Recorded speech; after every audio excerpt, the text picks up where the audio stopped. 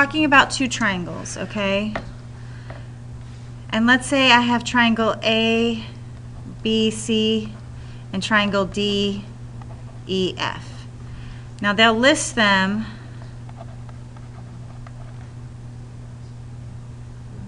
okay, hold on, I labeled this one wrong, don't.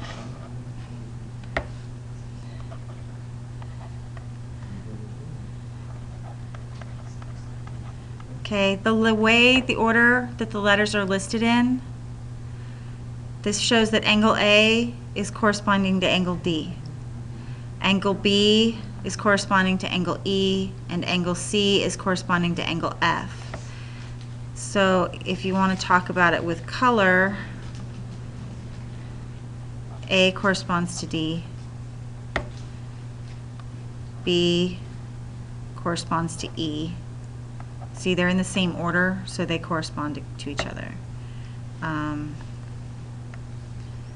C corresponds to F. Okay. Now, if the triangles are similar, A and D have the same measure, B and E have the same measure, and C and F have the same measure. So, like, these are right triangles because that's just what I happen to draw. So these would both be 90. Maybe these are both 50. And then these are both 40. Okay, so something like that, where the angle measures are identical of the angles that are in the same position. Now that's the first requirement. That's not the only requirement. The other requirement is that the lengths of the corresponding sides are proportional. Okay, corresponding sides, again, if we have the same triangles, so we have A, B, C, and D, E, F, okay? This side corresponds to this side. This side corresponds to this side, and this side would correspond to this side. And a way you can tell that is I have AB. AB corresponds to DE. And then BC corresponds to EF. And then AC corresponds to DF. So like pairs. Like what if the corners like always have to equal to 180? Yeah. And then the next one Triangles always equal 180, and then squares, rectangles, quadrilaterals equal 360. Yeah. Okay, so when I say they're proportional, okay, this means we have proportions. So if, let's say the lengths of this triangle are 3, 4, and 5. We talked about 3, 4, 5 being a Pythagorean triple. And then this one is 6, 8, and 10. If I take the corresponding sides, so this red dot and that red dot, and make them into a fraction, and then I take, let's say, the green dots, and I make those into a fraction, and then the blue dots I make into a fraction, and I reduce them all,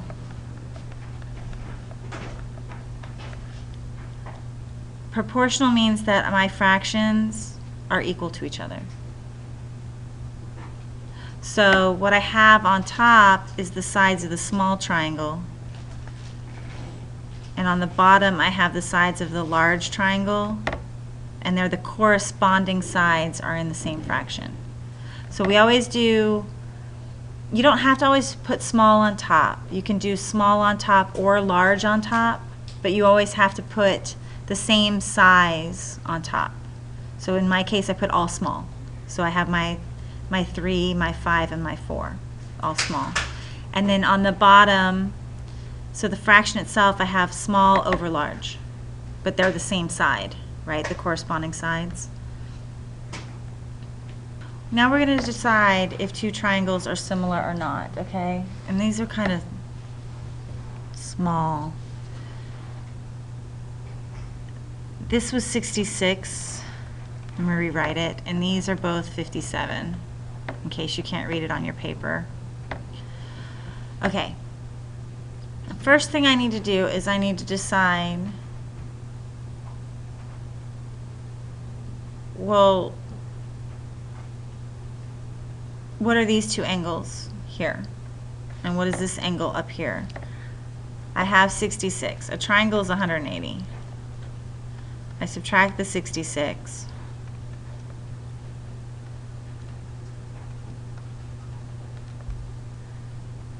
And get 114. So these two angles are 114. These are isosceles triangles. These two lengths are the same side, or these two sides are the same length. So I'm going to divide by 2. I'm going to get 57. So these are 57, 57. Now if these are both 57 and these are both 57, what does that make this one? 66. Okay. And I have this mistaken feeling, sinking feeling that I didn't type something in here. So isosceles triangles with the same angle are going to be similar. So yes, they are similar.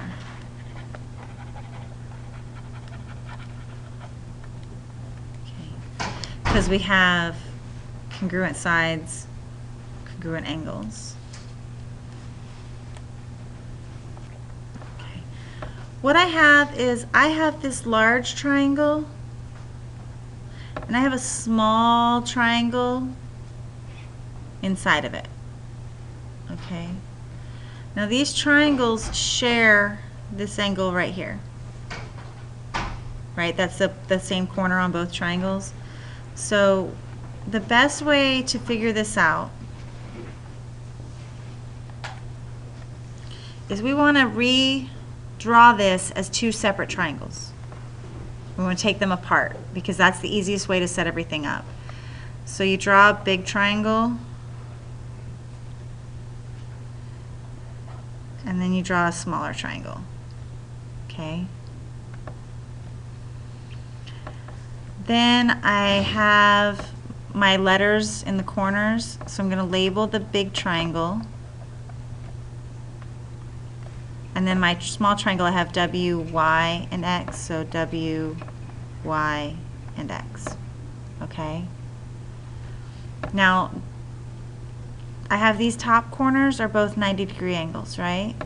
So I'm going to put that in there. And I said that they share this angle, so these angles are the same. And if I have two triangles, they both add up to 180. If two of the angles match, doesn't the third angle also match? So that means these are the same. So now I know all the angles are the same. So the angles are good. Now, this big triangle, this top side is 12. And then the little triangle, this portion right here is 4. And in the big triangle, this size, this long side is 9. And in the little triangle, it's 3. And here, the big triangle, this side is 15. And in the little triangle, I have 5. Okay. So now I want to label my corresponding sides. These sides correspond. These sides correspond. And these sides correspond, right? They're the same position. Does that make sense? Okay. Personally, I always like to do the small triangle over the larger triangle because I like my fractions to have the small numerator, larger denominator, but it doesn't matter. So I'm going to do this side. The red side, I get 3 over 9. So small over large. And then if I do the green side, I get 4 over 12. So small over large. And then the blue side, I get 5 over 15. And I want to reduce each of these fractions. These will both divide by 3. So if I divide by 3, I get 1/3. So Here I have 4 and 12 both divide by 4. And if I divide each of those by 4, I get 1/3. And here, if I divide by 5, I get 1/3. They're all equal.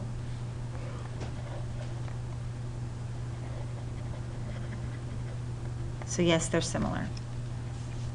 Now, the symbol for similarity, how you would write this officially, is you would say triangle VZX is similar to triangle WYX. So this is the symbol for similar right there. So that's like the official mathematical way to write that these two triangles are similar. So we're going to find them, we're going to use the fact that these two triangles are similar. We've been told that these two triangles are similar. We're going to use their similarity to find the missing things that we need to find. We need to find A, we need to find C, and I guess there's no B. So I have my angles are all good, right?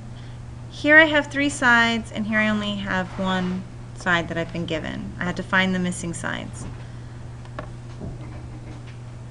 So 7 corresponds to A. 5 corresponds to 12.5. And 8 corresponds to C. That way, if you're not using markers, you can use shapes. But like I said, more than welcome to borrow the markers and use colors if you want. Okay, so how do I figure this out? How do I find A and C? My triangles are going to be in proportion. So I have 5 and 12.5. That's small over large. 7 goes with A, and 8 goes with C. Okay, so these are my fractions. And I know they're supposed to be equal to each other. So I can set 5 over 12.5 equal to 7 over A. To solve a proportion, you cross multiply. So I have 5A is equal to, okay, so 5A is equal to 87.5. Divide both sides by 5.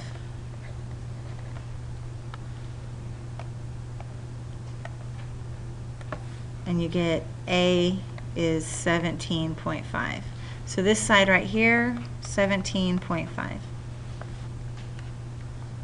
Okay.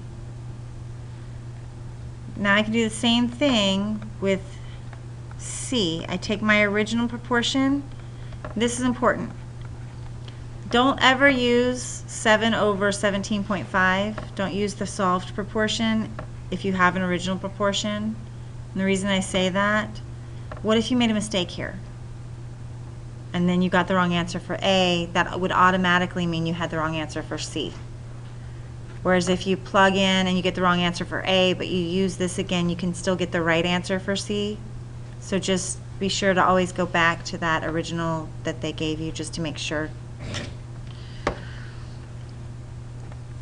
Cross multiply, and I get 5C is equal to 100. Divide by 5, C is equal to 20.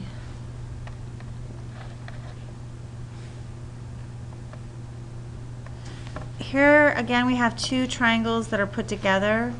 Anytime you have a situation like this, your triangles are automatically going to be similar. When you have 2 triangles put together, especially if they're right triangles. So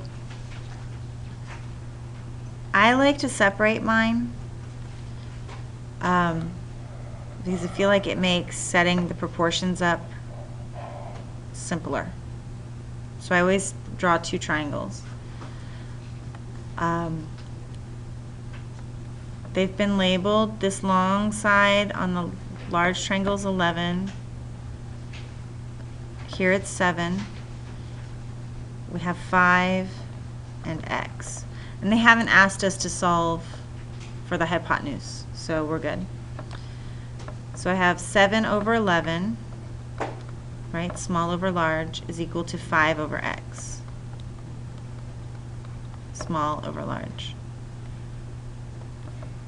I'm going to cross multiply, and I get 7x is equal to 55. Divide by 7.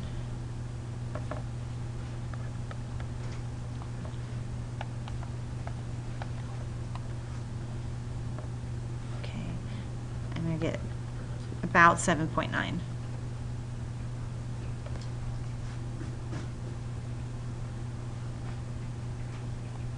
Use similar triangles to figure out how tall things are. And actually, you know, you see people on the side of the road with those little stands and they're surveying and they're measuring all kinds of this. They use basically the same idea, the triangles, to figure out how tall things are, or how long away they use basically this idea.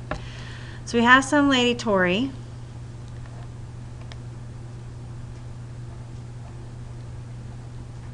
Okay. And Tori is 5 foot 6 inches tall. Okay. Actually, let me change that a little bit. Okay, Tori is 5 foot 6. We're going to want to turn that into a decimal in just a second. Okay, and then she has a shadow, right? And her shadow is 2 feet 9 inches. Okay. 5 foot 6, 6 inches is half a foot, right? So this is 5.5 feet.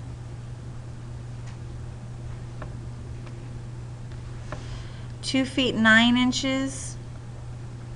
9 over 12, right, 9 inches out of 12 inches is the same thing as 3/4, which is the same thing as 0.75. So this is 2.75. So if I take Tori and I turn her and her shadow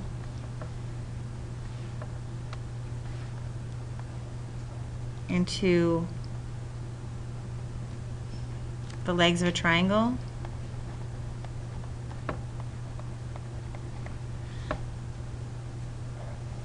from the top of her head to the top of the head of her shadow makes like a hypotenuse. So she makes a triangle to her shadow. Now I have a flagpole.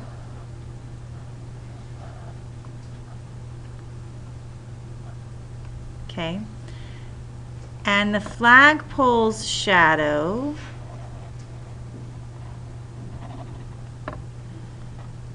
is 12 feet. And I want to know how tall is the flagpole. So I have another triangle with the flag and the shadow, and I don't know this length here. Now, because we're standing next to each other, the sun is in the same position, the angles are all the same. That's how that works. So I have a proportion. So I can do 5.5 over x is equal to 2.75 over 12. Cross multiply.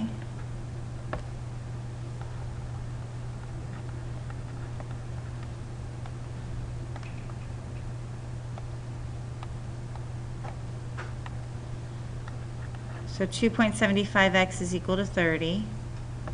And then divide both sides by 2.75.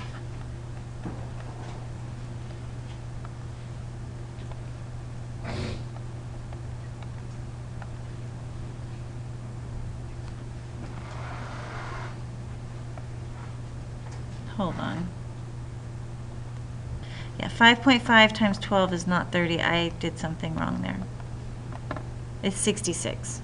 I entered it into the calculator wrong. Do you know how I caught myself? Tori's 5 feet with a 2-foot shadow. So a 10-foot flagpole is not going to have a 12-foot shadow. This has to be bigger than 12 feet. Does that make sense?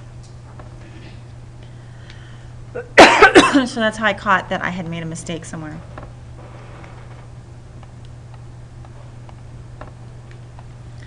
Okay, that makes more sense. So the flagpole is 24 feet tall.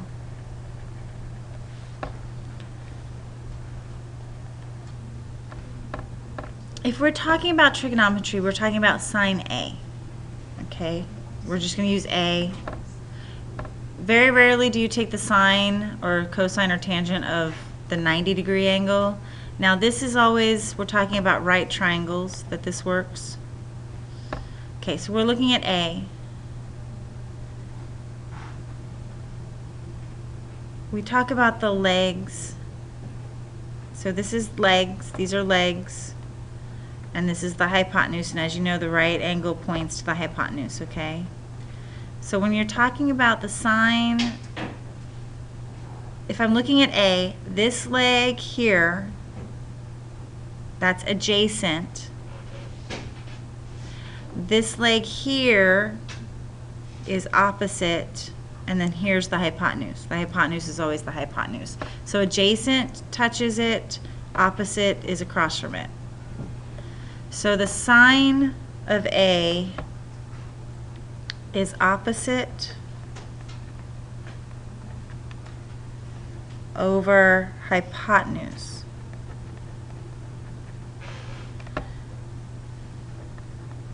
So in this instance, if this side was A, it would be A over C.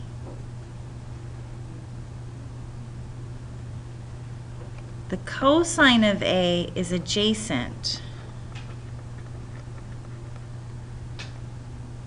over hypotenuse.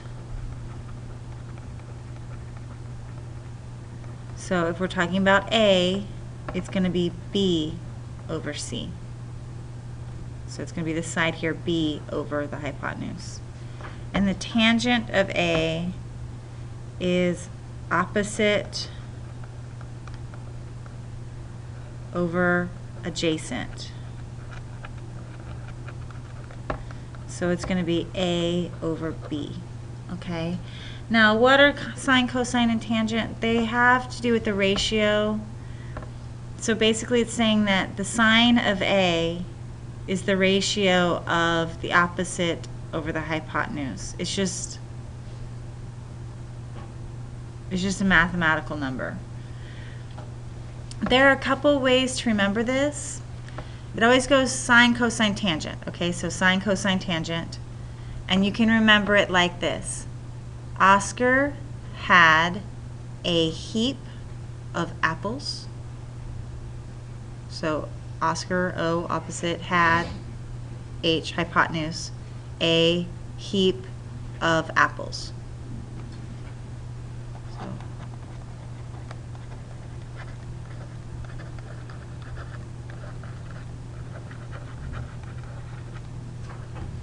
And that's opposite over hypotenuse is sine, adjacent over hypotenuse is cosine, and then opposite over adjacent is tangent. The other way I know to remember it is SOHCAHTOA.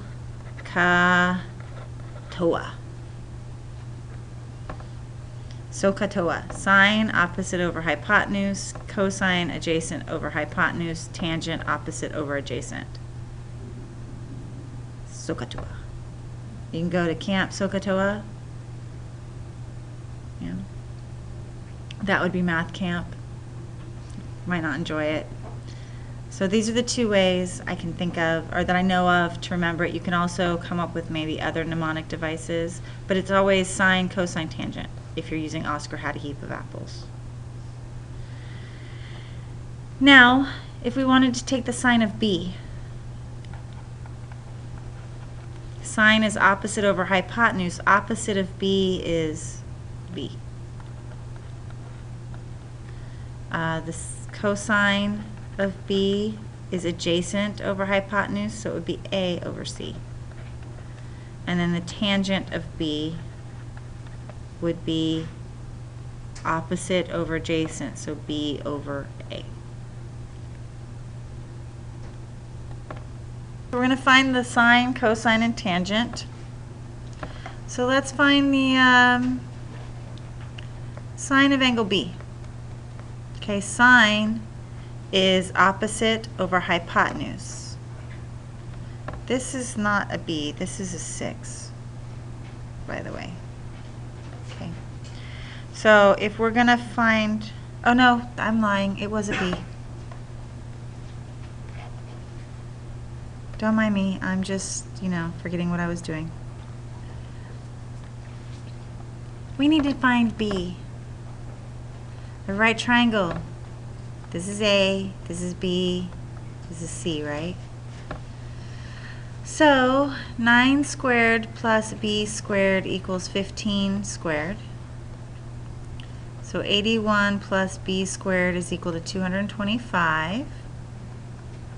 Subtract 81 from both sides, and B squared is equal to 144, so B is 12.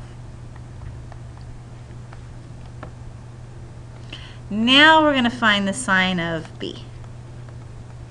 And the sine of B, sine is opposite over hypotenuse. So I have 12 over 15, which both of these will divide by 3, so I have 4/5.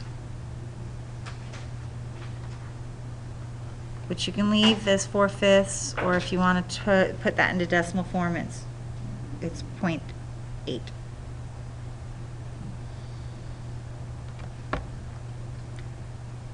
If I wanted to find the sine of A, it's going to be 9 over 15. So it's going to be 3/5, which should also be 0.6.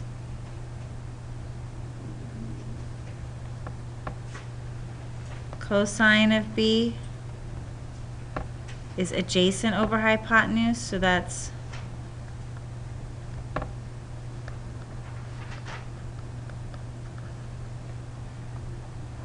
cosine of A. Oops. I don't know what I just did there.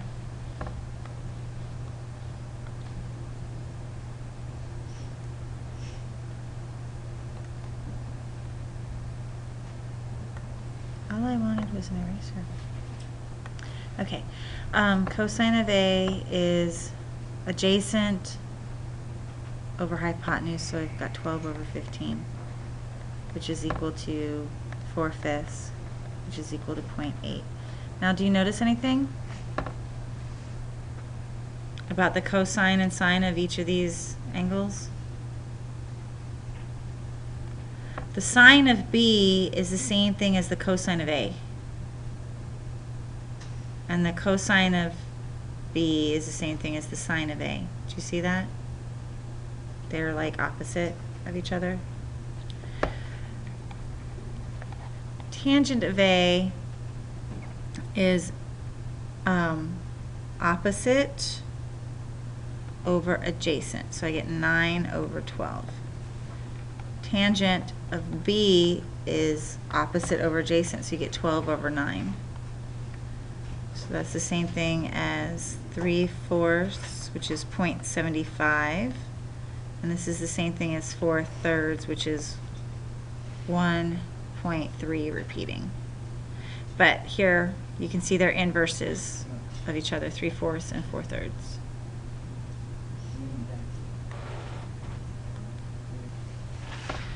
Okay, I need to solve this triangle.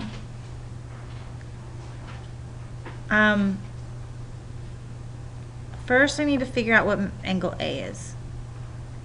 I need to know what angle A is, because I want to find these two lengths. So this is 41. That's not 44, that's 41. So fix that, sorry. That's supposed to be 41. Okay, so if I have 90 and 41, in order to find this. Do you mind if she sits in the middle? No, that's fine. Excellent. Sure. Good luck.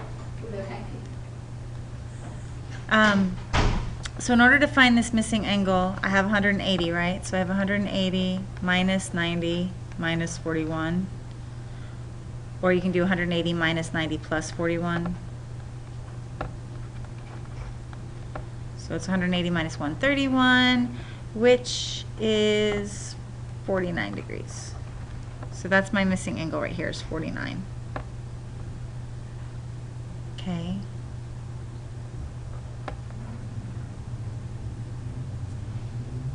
I can find C using the sine of B. So I can say the sine of 41 degrees, because B is 41 degrees, we're talking about the angle, is equal to opposite over hypotenuse. Okay. So I multiply both sides by C.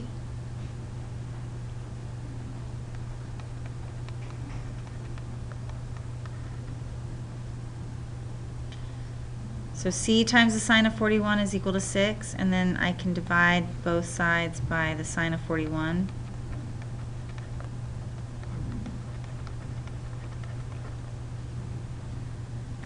So I get C is equal to 6 divided by the sine of 41 degrees. And that right now is completely useless to you. You either need a sine, cosine, tangent value chart or a scientific calculator. Okay. What we're going to do is we're going to turn our calculator scientific. And see here I have the sine button. I type in 41 sine, and I get 0.6561. We always do it to 4 digits. So that's 6 divided by 0.6561.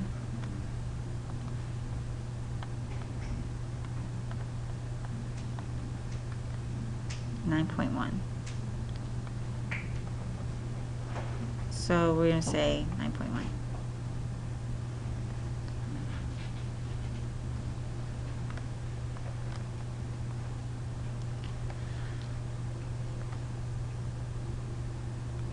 Now we can either use tangent and do opposite over adjacent and find A that way. Or I can do cosine and do adjacent over hypotenuse.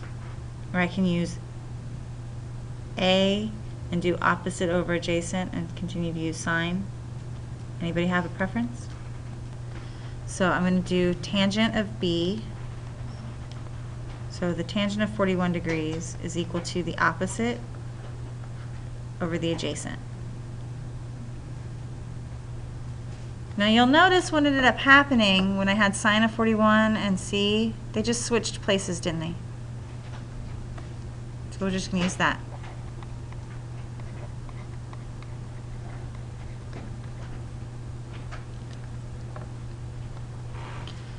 And I'm going to put in 41 and I'm going to take the tangent of it and I get 0.8693.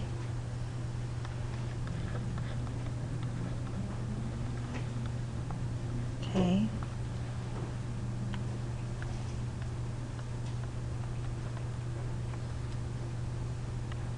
Okay, that's 6.9, so I'm just going to call this 7. And we can actually probably call this 9 over here.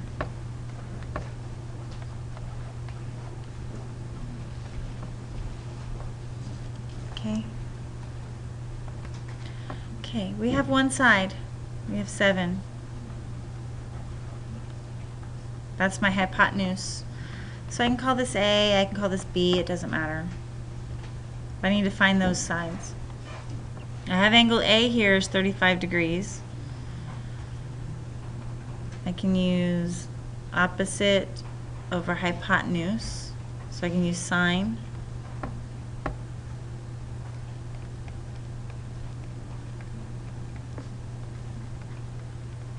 Okay. And then this time, my B is on top. So I'm going to multiply both sides by 7 to clear that denominator. So I get 7 times the sine of 35. Well, I don't know what that is, so 0.5736 is equal to B. Multiply that by 7, and I'm going to get essentially 4. Okay. Now I can use 4 to find A, but then I'd be relying on a number that I just calculated, and if I was wrong, this will be wrong. So I'm going to try to use A and 7, since the 7 was already there.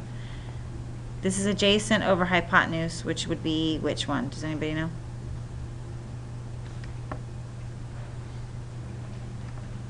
You'll get there eventually. Alright, so I'm going to use the cosine of 35 as A over 7. Multiply both sides by 7. Don't know the cosine of 35 either off the top of my head. It's 0.8192.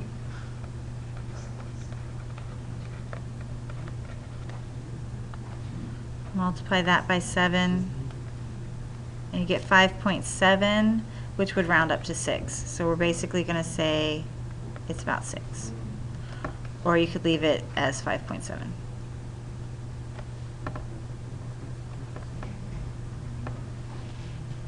Depending on, they'll ask you to round to the nearest whole number, nearest tenth, nearest hundredth in your actual problems.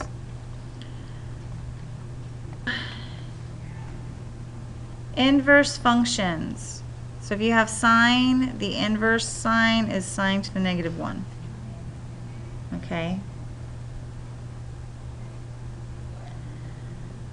And here's how it works. If sine of A equaled x, then the inverse sine of x equals A.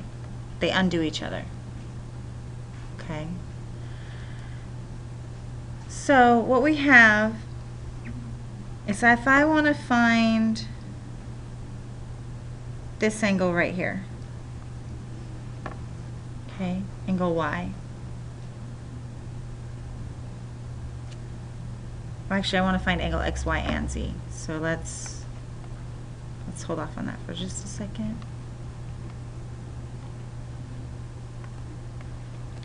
Okay.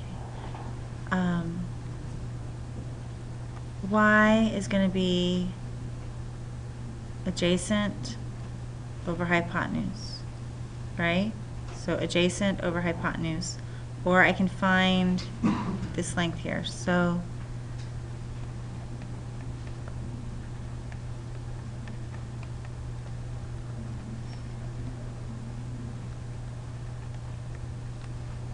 anybody memorize 19 squared? No? Sorry.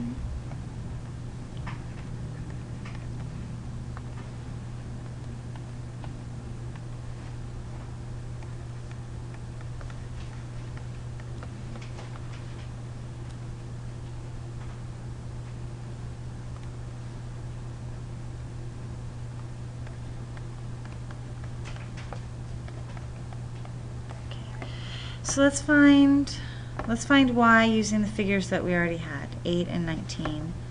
So I know the cosine of y would be adjacent over hypotenuse, so it would be 8 over 19.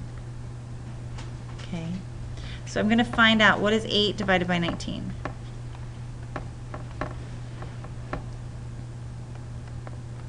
So it's 4.211 about. So the cosine of y is about 4.211. Sorry, 0.4211. If you have a sine, cosine, tangent chart, you find the decimal value that's closest to this. And then you go from there and look at what angle provided that. If you have your scientific calculator, oh man, inverse button, then you get this little cosine -1. Do you guys see that? So I press that and my angle is 65 degrees.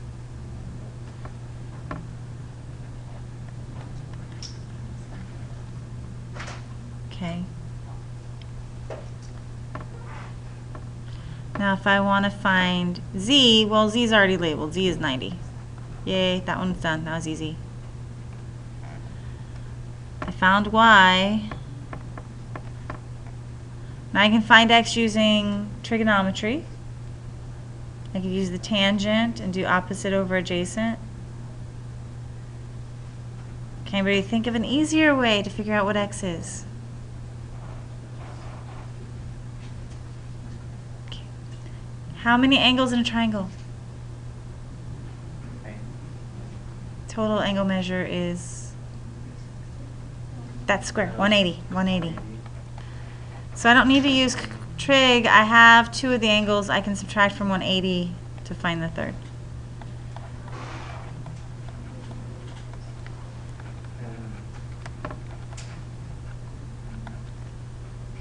So that would be 25 degrees. So what we've got, we want to find angle x. I have opposite over hypotenuse. So opposite over hypotenuse is sine. Opposite over hypotenuse. So I'm going to divide that. And it's approximately 3571.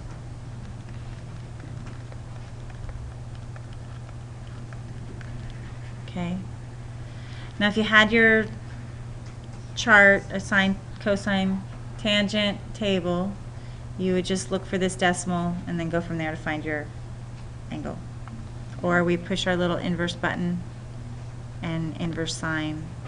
20.9, so I'm just going to say it's about, sorry, x is about 21 degrees. Once we found that, if I know this one's 21, see, I did draw this triangle backwards, so here we'll just change it.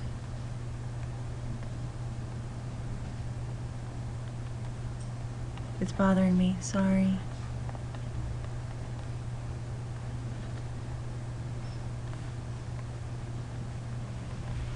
Just do that. Okay.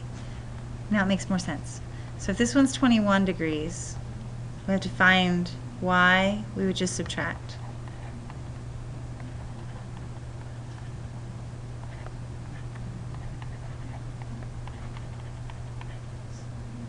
So 180 minus 111, well, what's 80 minus 11?